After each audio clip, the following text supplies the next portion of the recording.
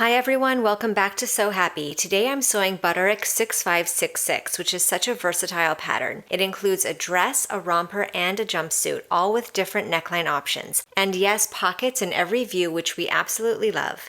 For my version, I chose view A and made it exactly as is, no adjustments this time. I used a cotton shirting fabric, which gives it a real crisp, breathable feel that's perfect for warmer weather. If you've been around here for a while, you already know I love a good jumpsuit. It's a one and done dressing, and for summer especially, it just makes getting dressed so easy. And this color, such a happy pop. I already know it's going to get a ton of wear. So let's go ahead and jump right into the sewing process. I'll walk you through how I put this together step by step. Place the back bodice pieces right sides together. We're going to pin from the dot to the bottom of the bodice. Then we'll sew from our dot backstitching to secure to the bottom of the bodice with a 5/8 inch seam allowance.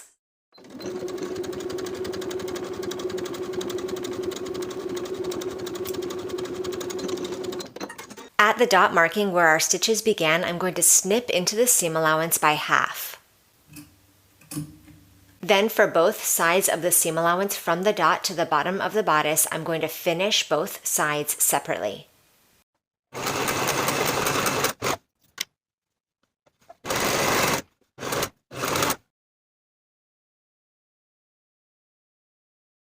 I'll open out the bodice pieces away from each other and press open the seam allowance, including the portion above the sewn portion. Now that the entire back seam allowance is pressed open, we can finish those raw edges of the unsewn portion by tucking the raw edges underneath, from the notch to the top. Give that a press, repeating on both sides. Then we can edge stitch along those folded edges straight across the bottom of the opening at the dot, edge stitching back up the opposite folded edge to the top of the bodice.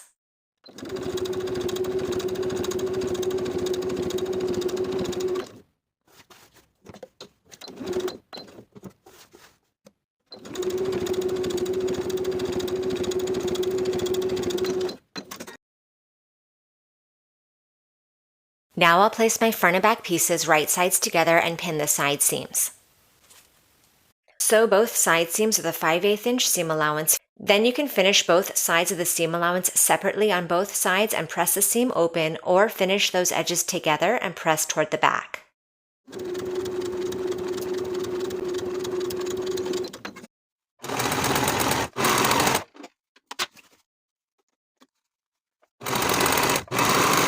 Now we're going to finish the armhole edges. For these edges, the pattern calls for a rolled hem of 5/8 of an inch. So you would turn those raw edges twice so that the hem is a total of 5/8 of an inch and the raw edges are covered all along the armhole. I find it a little bit easier to do this with bias tape, so I'm going to apply bias tape instead. I'm using single fold 1/2 inch bias tape, and I've opened out one of the raw edges. I'm going to place that opened out edge right sides together with my armhole, placing the raw edge of the bias tape 3/8 of an inch away from the raw edge of the armhole and pinning in place.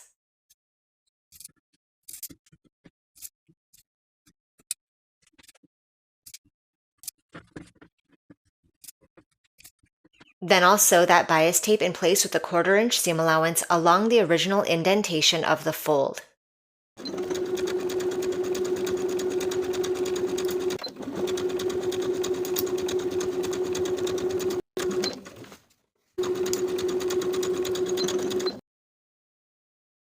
I'll trim that armhole fabric to meet the raw edge of the bias tape. Then I'll fold that bias tape over its seam allowance. And I'm going to understitch, sewing the bias tape to the seam allowance underneath all the way around the armhole.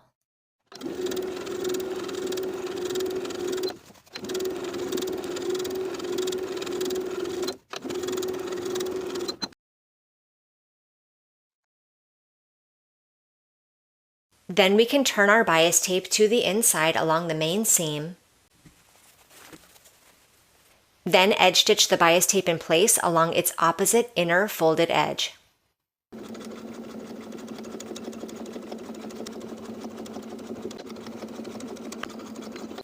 Now you can give that armhole a good press. This is what your armhole will look like from the outside and from the inside. Repeat to finish both armholes.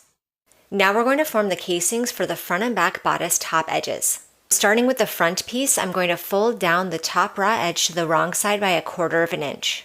Once I have that top raw edge pressed to the wrong side by 1/4 inch, I'll take it to the ironing board and press it once more, this time by an additional 1/2 inch. Then we'll edge stitch along that bottom inner fold straight across. Repeat to hem the top edges for both back bodice pieces.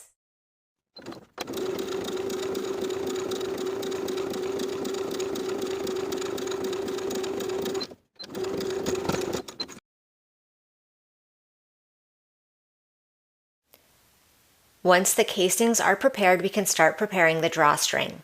Place the drawstring pieces right sides together at one short end.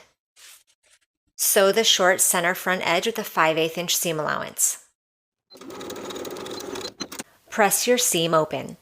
Then we'll fold this piece in half the long way along the fold line from the pattern piece, right sides together. I've gone ahead and pinned that in place all the way across the drawstring. Now with a 5/8 inch seam allowance, we're going to start sewing one short edge, pivot across the top long edge, and along one side of that center seam, you're going to leave a gap of about 2 inches. Then start your stitches once again to continue the 5/8 inch seam allowance along the long edge and along the opposite short edge.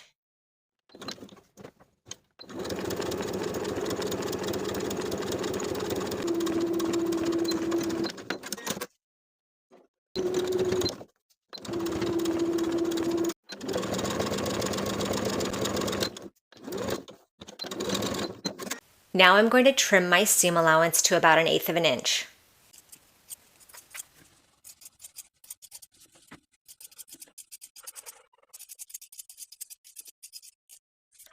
For the section of the drawstring that we left an opening in our stitches, I left the seam allowance whole. This will make it easier for us to close that opening later. Use your preferred turning tool to turn your drawstring right side out.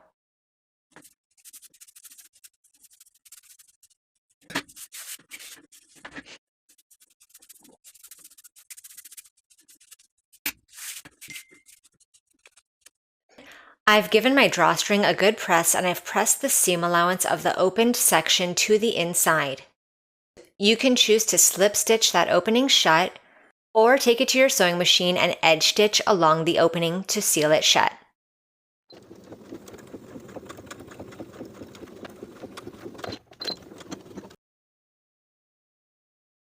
I'll attach a safety pin to one short end of my drawstring. And we'll use that safety pin to draw the drawstring through the front and back bodice pieces. I'll draw it through the front from one side to the other.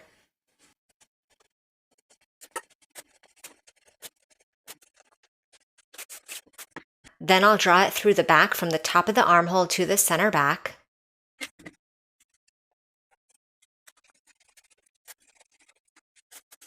I'll remove the safety pin to place it on the opposite short end of the drawstring. And draw it through the opposite back edge from the outer edge to the center back.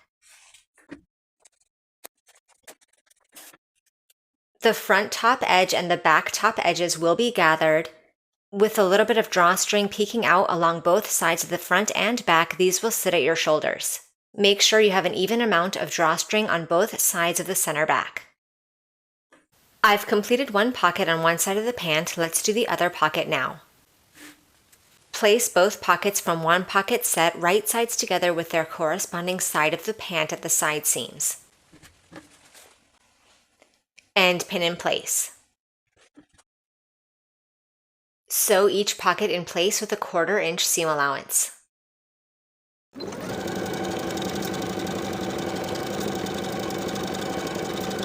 Turn and press each of those pockets over their seam allowance. Then place those pockets right sides together. Pin along the outside curve of the pocket and the remainder of the side seam. Before I sew the outside of the pocket, I'm going to sew the side seams. Using my presser foot as a guide, I'm going to sew with a 5/8 inch seam allowance. This will be 3/8 inch away from the seam that we just created to attach the pocket. We'll sew from the top to the notch indicated on the pattern.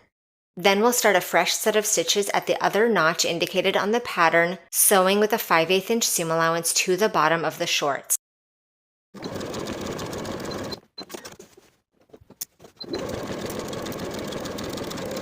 At the bottom of the pocket, I'm going to snip into the seam allowance, careful not to clip through the main stitching line I just created.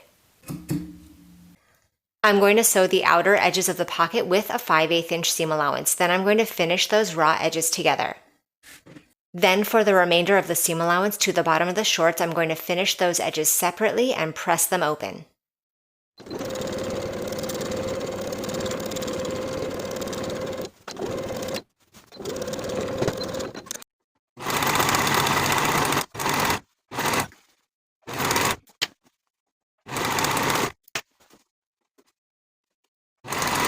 Then we'll turn that pocket so that it lies on top of the front pant piece and baste the top edge in place with about a 3/8 inch seam allowance. Now we're going to place the top and bottom pieces right sides together at the waistline seam. Make sure that both front pieces are aligned as well as both back pieces.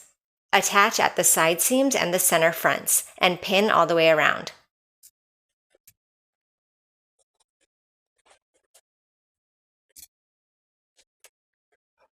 Sew to attach the top and bottom pieces all the way around with a 3/4 inch seam allowance.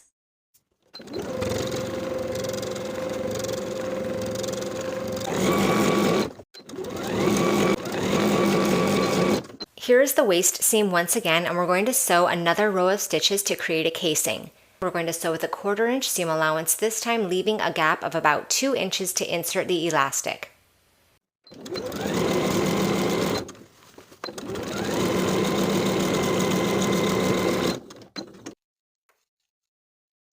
For the waist elastic, I've gone ahead and cut a length of 1/4 inch elastic to my waist measurement plus 1 inch. So my waist is 25 inches, I've cut my elastic to a length of 26 inches. I'll attach a safety pin to one short edge. And I'll lace the elastic through the opening that we just left in our stitches.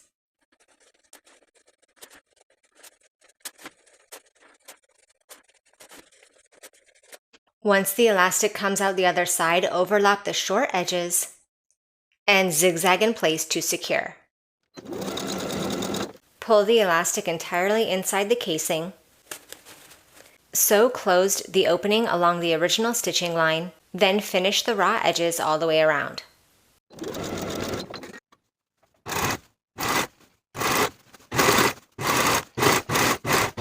The hem allowance for the bottom of the shorts is 1 1/4 inches. I'm going to fold the raw edge to the wrong side first by 1/4 inch, then once more by an additional 1 inch. All the way around. Once the hem is pressed in place, edge stitch close to the upper inner fold all the way around and repeat for both pant legs.